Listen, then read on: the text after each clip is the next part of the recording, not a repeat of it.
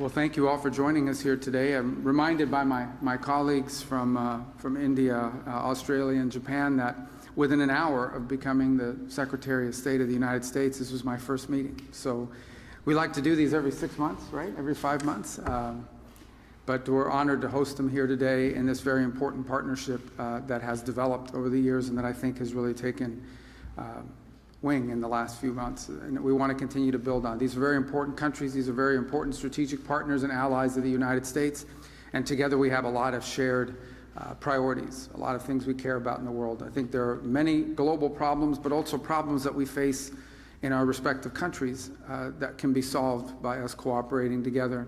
One of the challenges upon coming, although this is a great partnership and a great forum in which to discuss these issues, one of the challenges has been something new like this, is turning meetings and gatherings where we talk about ideas and concepts into a vehicle for action, into a vehicle for actually being able to take concrete actions. And that's the next step in this great partnership, is to actually begin to see concrete actions and steps being taken in conjunction with one another, in coordination with one another, in partnership with one another for the benefit of our respective countries and ultimately of many other countries in the world. There are many countries that are going to benefit from this partnership even though they're not members of it. And it's not simply a security matter. It's largely, in many cases, about economic development. In fact, later today we'll be hosting here in this building a number of companies. I think over 30 or 40 companies was the last count. Representing all four of our countries, companies that are doing businesses in these countries or who are domiciled in these countries and who are going to be visiting here to talk about things we can work together on. And there are many topics that we can work on and focus on. One that I've personally been very focused on is diversifying the global supply chain of critical minerals, not just access to the raw material, but also access to the ability to process and refine it to usable material. It's critical for all technologies and for all industries across the board. And so having a diverse and reliable global supply chain of these is just one example of many that we can focus on and build upon and achieve some real progress on. So that's the hope for this partnership. That's why it's so important to host it here today. And in addition to the bilateral relationships we have with each of the three partner nations that are here, it's also important within this forum to turn it into one where we begin to focus on specific issues that we want to work together on and begin to deliver action on those issues. And today's the next step in that process. It's an honor to host them. And now I'm going to ask who's become a friend. I've seen him a number of times now in just 6 months on the job, and I was just telling him how much he travels. I follow the news, and every time I see he's somewhere else in the world, so he's been very busy. But my colleague from India, who will be followed by my colleague from Australia, and then of course Japan, who I've also seen quite a number of times. In fact, I've seen you more than my own children, and because he's at some of the same forums that we've been on, and it's been an important partnership as well. So I'm grateful to all of you for being here today. Welcome to the State Department. Welcome to Washington. And I look forward to visiting you in your respective countries as well, and for the progress that we're making together in this very, very important partnership and forum that we've created. So thank you. Thank you. Thank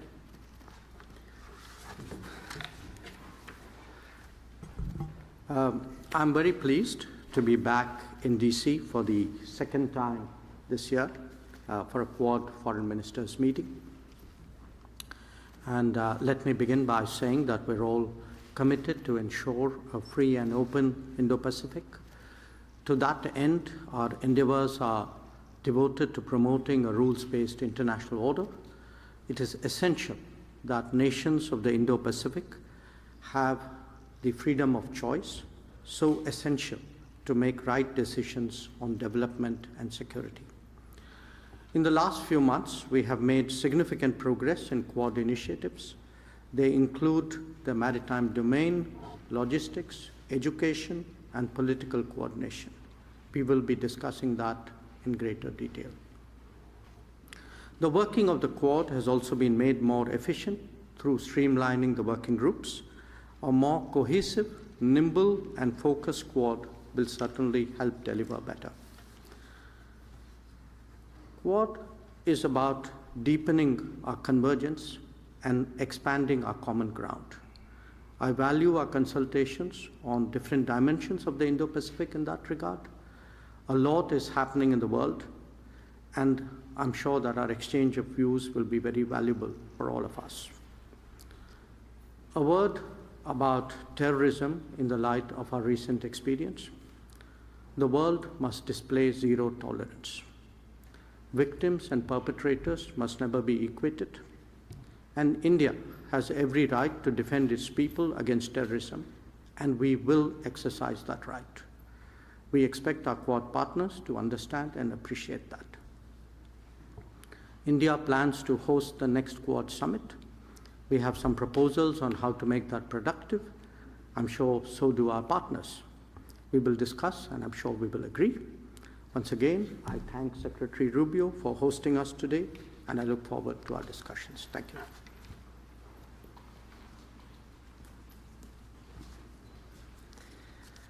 Thanks very much.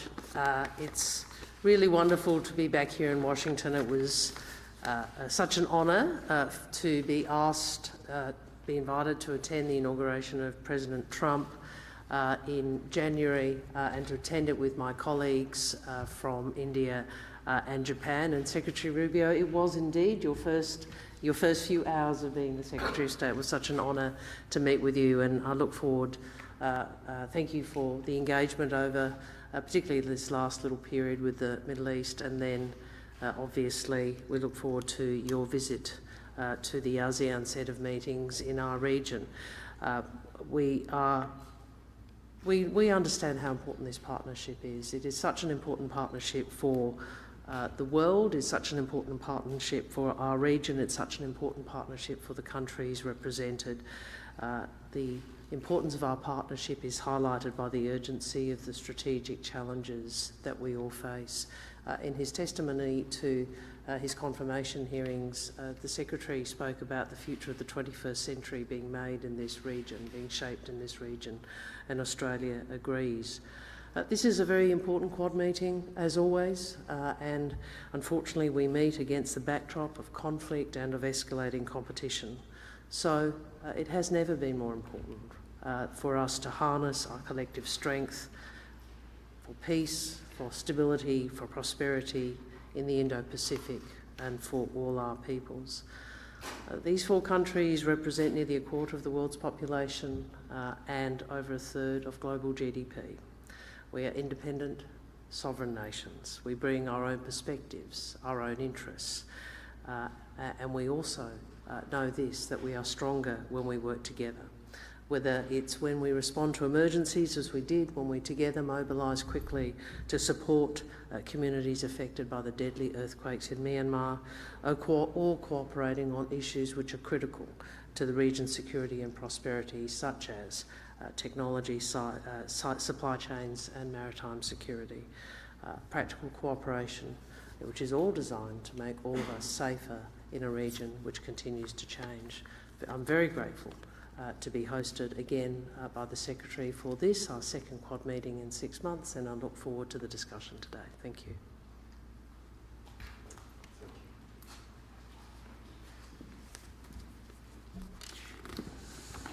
本日、マルコのイニシアティブで、本年2回目の日米豪印外相会合を開催できることを大変嬉しく思います。マルコが国務省に初登庁して数時間後に開催された本年1月の外相会合開催は、国際社会に対して前向きで力強いメッセージとなりました。Today, I'm pleased to convene the second Quad Foreign Ministers meeting of this year, thanks to Marco's initiative. The previous Foreign Ministers meeting in January took place just a few hours after Marco's first day at the State Department, and I believe that sent a positive and strong message to the international community. それから半年のタイミングで再度日米豪印の外相がワシントン DC に集うことができたのはクアッドの結束の強さと重要性を示すものであります。